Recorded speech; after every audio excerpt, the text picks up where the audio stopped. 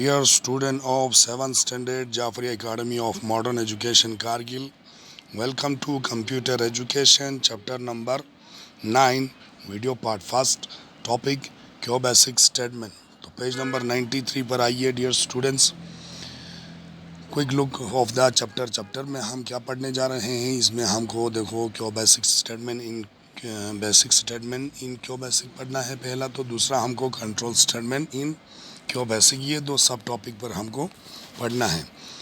तो a program is a series of commands और statements which are created to do a specific action. एक program जो है वो सीरीज ऑफ कमांड्स या स्टेटमेंट्स होता है जिसमें हम एक ख़ास काम को अंजाम देते हैं. Quick BASIC is an acronym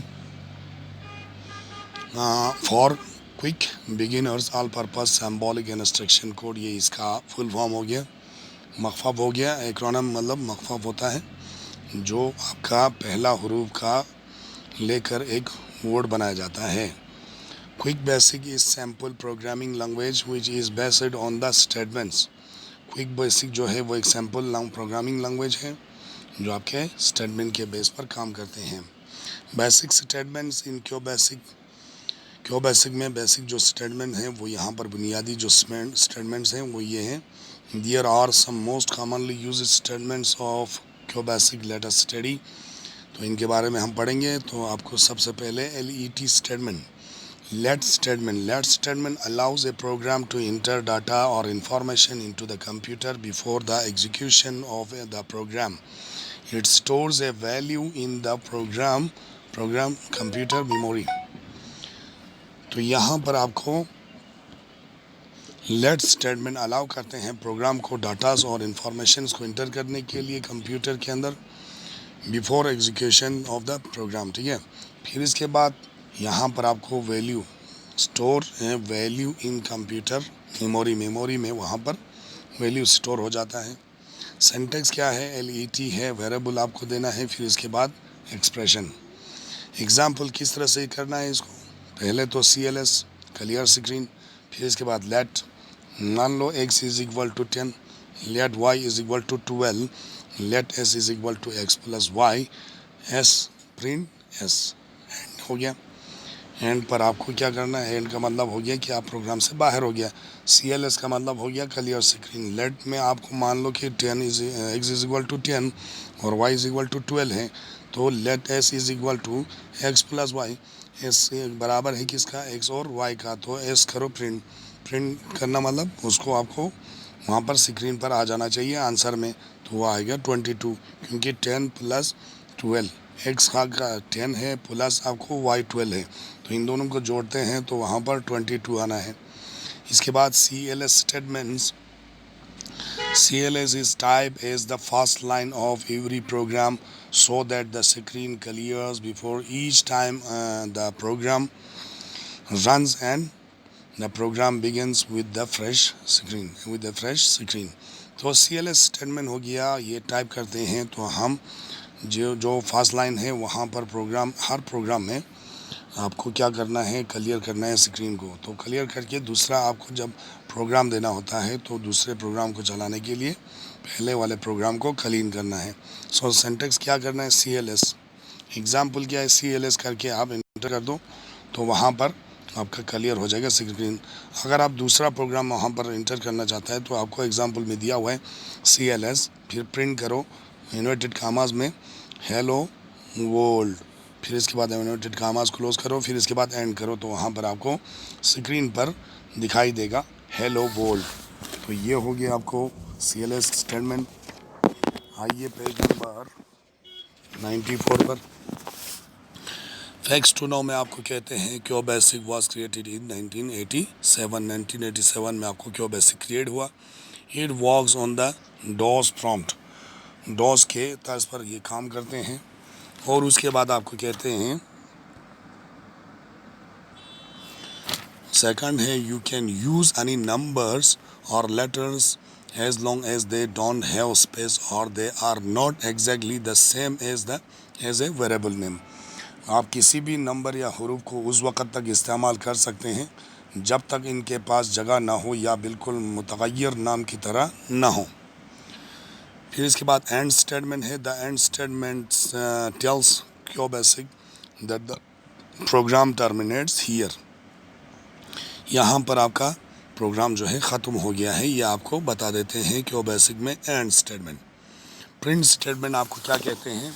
print statement जब आप देते हैं, print statement shows text, number, context और content of memory variable and constants on the screen. Screen पर आपको टेक्स्ट दिखाता है, नंबर दिखाता है या कंटेंट जो भी आप वहाँ पर लाते हैं वो आपको दिखाते हैं। It must be noted that character screen should be written within inverted commas. जो आपको स्क्रीन पर लाने वाला कैरेक्टर्स होता है या सेंटेंस होता है वो लिखना चाहिए, आपको ज़रूरी है कि इन्वर्टेड कामास में रखें। अब यहाँ पर आपको कुछ एग्जांपल्स दिया है, फिर उसके बाद स्क्रीन आउटपुट क्या आएगा और डिस्क्रिप्शन आपको यहाँ पर बताया जाता है। प्रिंट इन्वर्टेड कामास में 5 लगा देंगे तो आपको स्क्रीन पर 5 दिखाई देगा। Writing character 5 to the screen, print 5 writing number to the screen. फिर इसके बाद प्रिंट इन्वर्टेड कामास में 7 + 8 इन्वर्टेड कामास क्लोज, तो आपको स्क्रीन पर 7 + 8 आपको दिखाई देगा। It will show number and character written within inverted commas as it is. फिर इसके बाद प्रिंट 7 + 8, यहाँ पर आपको 15 आ जाता है। इन्वर्टेड कामास देकर दिया तो वहाँ पर 7 + 8 ही आ गया। अब यहाँ पर इन्वर्टेड कामास के बगैर दिया तो क्या हो गया? Written the sum of 7 and 8 to the screen. 7 और 8 का जो यहाँ पर सम करके आपको दिखाया गया। प्रिंट 6*7 लगाएंगे तो वहाँ पर 42 आपको आंसर देगा। The asterisk sign is applied for multiplication. Multiplication के लिए आपको एस्ट्रिक साइन इस्तेमाल किया जाता है। प्रिंट 12/4 3 आपको आंसर में देता है। The oblique sign is applied for division. Slash जो ये आपको ऑब्लिक बोलते हैं या स्लैश बोलते हैं, इसको लगाएंगे साइन तो इसका मतलब हो गया कि आपको डिवाइड करना है। डिवीजन के लिए आपको ऑब्लिक या स्लैश इस्तेमाल करना है। प्रिंट 8 - 3 करेंगे तो आपको 8 में से 3 को माइनस करके आपको आंसर दे देंगे 5। This will print 5 after subtraction के बाद आपको 5 वहाँ पर स्क्रीन पर आ जाएगा। अब नीचे आते हैं, यहाँ पर a = 5, b = 6, c = a + b, d = a * b। तो इनका क्या मतलब है? a आपको क्या है? 5 है, b क्या है? 6 है, c में आपको क्या कहा? c में आपने कहा a + b, तो a + b कितना हो गया? 5 + 6। a और b को प्लस करेंगे तो वहाँ पर 11 आ जाएंगे। c में प्रिंट आपने प्रिंट c कहा, वहाँ पर c आपको a + b है। इसके बाद प्रिंट d कहा, d में क्या है? आपको a × b है, तो a को मल्टीप्लाइड करो 5 6 × 30 होता है। तो इस तरह से आपको यहाँ पर स्क्रीन पर पहले प्रिंट a करेंगे तो 5 आएंगे, प्रिंट b करेंगे तो 6 आएंगे, प्रिंट c में आपको 11 आएगा, प्रिंट d में आपको 30 आएगा।